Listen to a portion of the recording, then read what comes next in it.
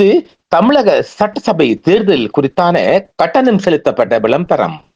தலைவன் என்றால் ஐயா ஸ்டாலின் மீது 1000 விமர்சனம் எனக்கு உண்டு. அரசியல் இல்லையோ, ஆனாலும் இரவோடு இரவாக தூக்கத்தை குறைத்து வந்து நின்னார்ல. தலைவன் அப்படிங்கறதுல உங்களுக்கு இந்த பேரை கேட்டோன்னே என்ன மனசுல தோணுது? ஸ்டாலின். எஸ்.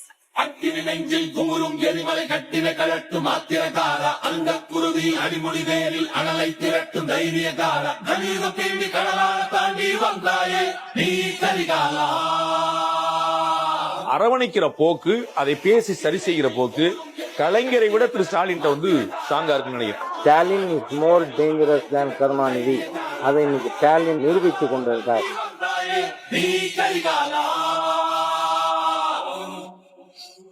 கலியுகம் தேடி கடலால தாண்டி வந்தாயே நீ கரிகாலா.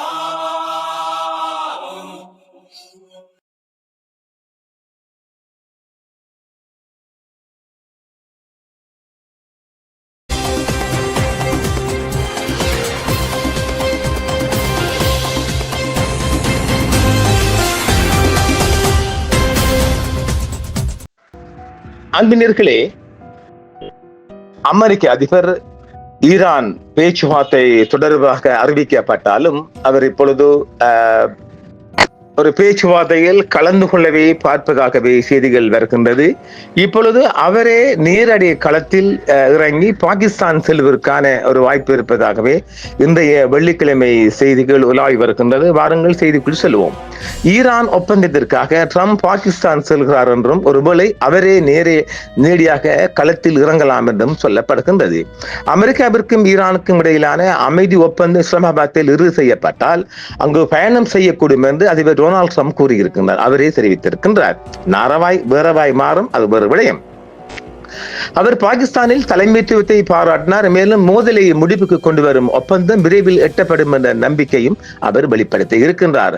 சாத்தியமான அமைதி ஒப்பந்தத்தை இறுதி செய்வதற்காக இஸ்லாமாபாத்திற்கு பயணம் செய்யக்கூடும் என்று அதிபர் டொனால்ட் ட்ரம்ப் சுட்டிக்காட்டியுள்ளார் என்றும், மேலும் பாகிஸ்தானின் தலைமைத்துவத்தையும் நடைபெற்று வரும் பேச்சுவார்த்தைகள் அதன் பங்கையும் அவர் பாராட்டினார்.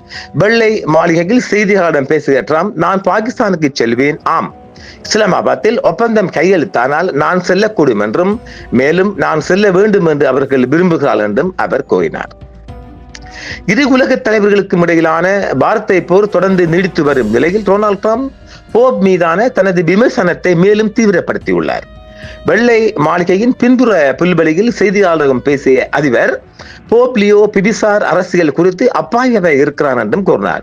இதுதான் நிஜ உலகம் என்பதை போப் புரிந்து கொள்ள வேண்டும் என்றும் ட்ரம்ப் கூறியிருக்கின்றார். நான் சரியானதை செய்ய வேண்டும், போப் அதை புரிந்து கொள்ள வேண்டும் என்றார். மத்திய கிழக்கில் தொடரும் மோதலுக்கு மத்தியில் கத்தோலிக்க திருச்சபையின் தலைவர் மீண்டும் அமைதிக்கு அழைப்பு விடுத்துள்ளார். அமெரிக்க ராணுவ நடவடிக்கையை நியாயப்படுத்தும் முயற்சியில் ஈரான் அணு ஆயுதத்தை உருவாக்குவதை தடுப்பதே இந்த மோதலுக்கு காரணம் என்றும் ட்ரம்ப் தெரிவித்துள்ளார். இஸ்லாமிய குடியரசின் தலைமை அதன் சொந்த மக்களை கொல்வதையும் ஜனாதிபதி விமர்சித்தார். மேலும் 4 ஆட்சிக்கு எதிரான போராட்டக்காரர்களை தூக்கிலிட ஈரான் திட்டமிட்டுள்ளது குறித்து கேட்டபோது ட்ரம்ப் நகைச்சுவையாக அதை போப்பிடம் சொல்லுங்கள் என்றார். இருப்பினும் தனக்கு போப் ஆண்டவருடன் தனிப்பட்ட பிரச்சனை எதுவும் இல்லை என்றும் கவலைப்பட்டு கேட்பவர்களுக்கு ஜனாதிபதி உறுதியளித்தார். எனக்கு போப்பிற்கு எதிராக எதுவும் இல்லை, அவருடைய சகோதரர் முழுமையாக மத ஆதரவாளர் என்றும் அவர் கூறினார். இந்த வார தொடக்கத்தில் போப் ஆண்டவர் போருக்கு பில்லியன் கணக்கில் செலவழிக்கும் தலைவர்களை குறிவைத்து உலகம் தற்போது ஒரு சில கொடுங்கோலர்களால் சீரழிக்கப்பட்டு வருகிறது என்று கூறினார். தங்கள் செயல்களை நியாயப்படுத்த மத ரீதியான சொற்களை பயன்படுத்துபவர்களையும் அவர் கண்டித்து தீர்க்கமான கொள்கை மாற்றத்திற்கு அழைப்பு விடுத்தார். ஈரான் போரை நியாயப்படுத்த கிறிஸ்தவ மொழியை பயன்படுத்திய அமெரிக்க பாதுகாப்பு செயலாளர் பீட் ஹெக்ஸத்தை நோக்கமாக கொண்டதாகவே அவரது கருத்துக்கள் பரவலாக புரிந்து கொள்ளப்பட்டன.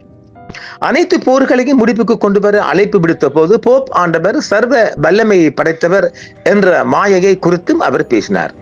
போப் ஆண்டவர் ட்ரம்பையோ அல்லது மத்திய கிழக்கு மோதலையோ நேரடியாக குறிப்பிடவில்லை. ஆனால் வெள்ளை மாளிகை இது ஒரு நேரடி தாக்குதலாக கருதியது.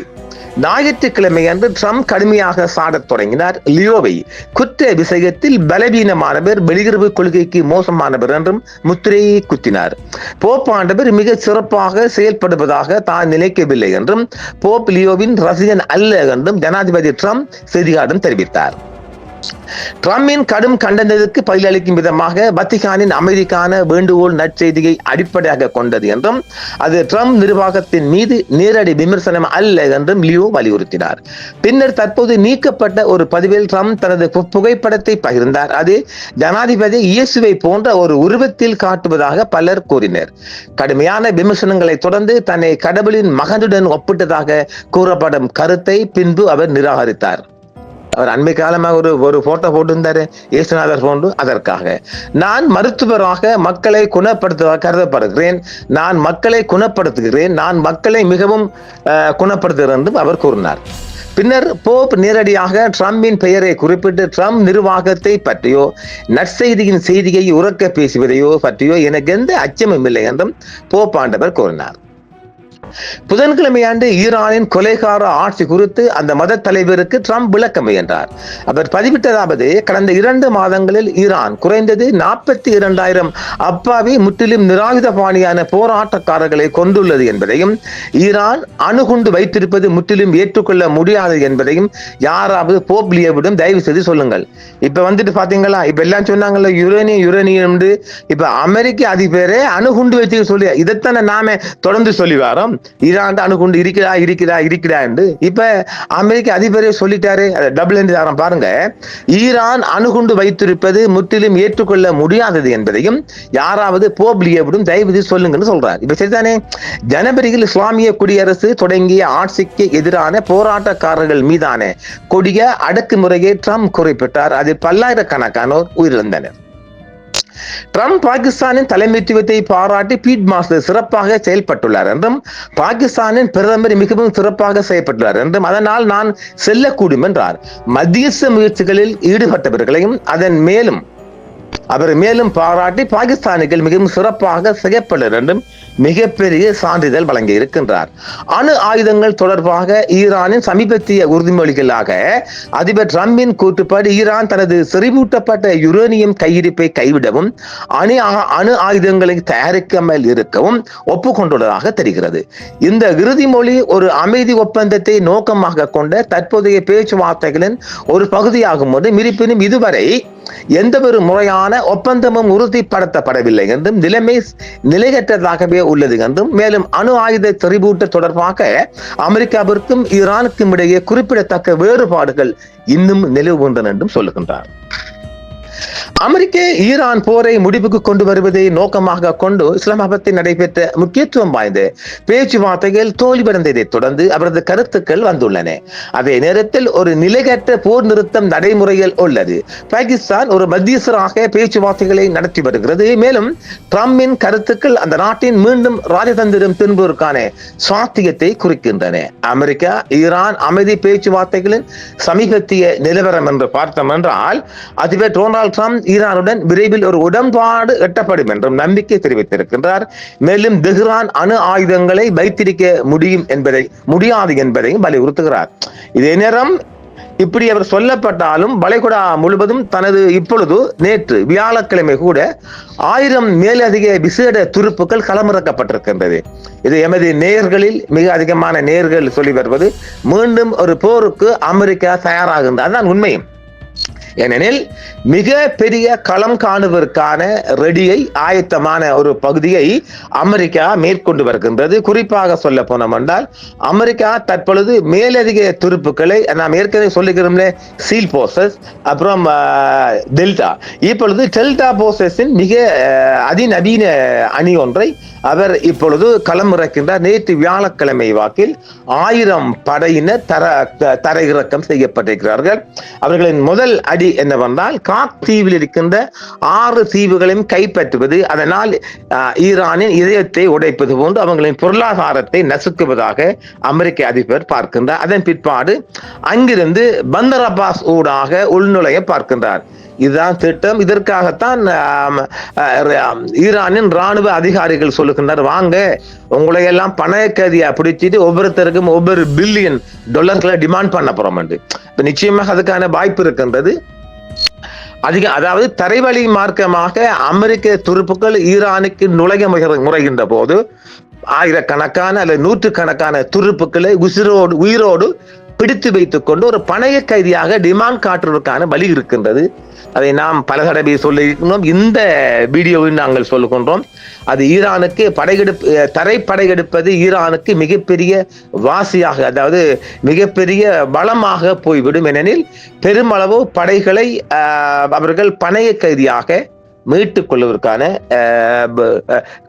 பிடித்து வைப்பதற்கான வாய்ப்பு இருக்கின்றது.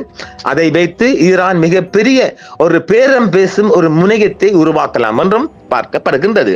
ஆக ஒட்டுமொத்தமாக இது ஒரு பேச்சுவார்த்தை என்ற மாயையில் அல்லது பாகிஸ்தானுக்கு மீண்டும் பேச்சுவார்த்தை தொடரப் போகின்ற ஒரு புரளியை பரப்பிவிட்டு அதற்கான பொறுப்பையும் பாகிஸ்தானிய ராணுவ தளபதி பீட் மாஸ்டர் முனீரிடம் கொடுத்துவிட்டு, அது என்றால் அவர் ஏற்கனவே நாம சொல்லியிருக்கிறோம் இல்ல, பாகிஸ்தானிய ராணுவ தளபதியும் அமெரிக்க அதிபரும் மிகப்பெரிய நண்பர்கள். எப்படா சேர்ந்தீங்க அது தெரியல.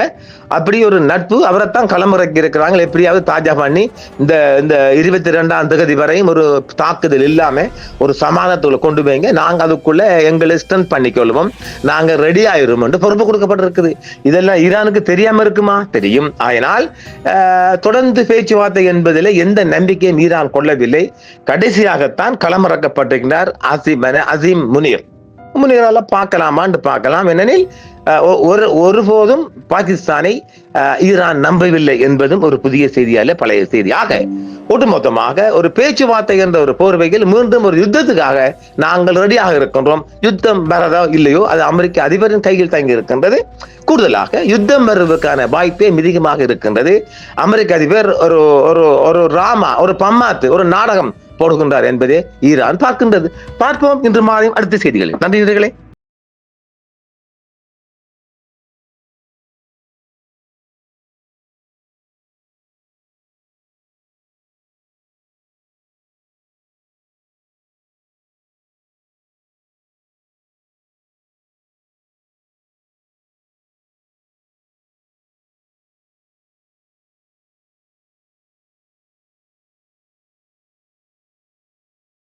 என்றும் உங்களுடன் சன்ரைஸ் இந்தியா டிவி சப்ஸ்கிரைப் பண்ணுங்கள், பெல் பட்டனையும் கிளிக் செய்யுங்கள். உங்கள் ஆதரவே எங்கள் சேவை. ஆதரவு தாருங்கள், அரவணைப்போம்.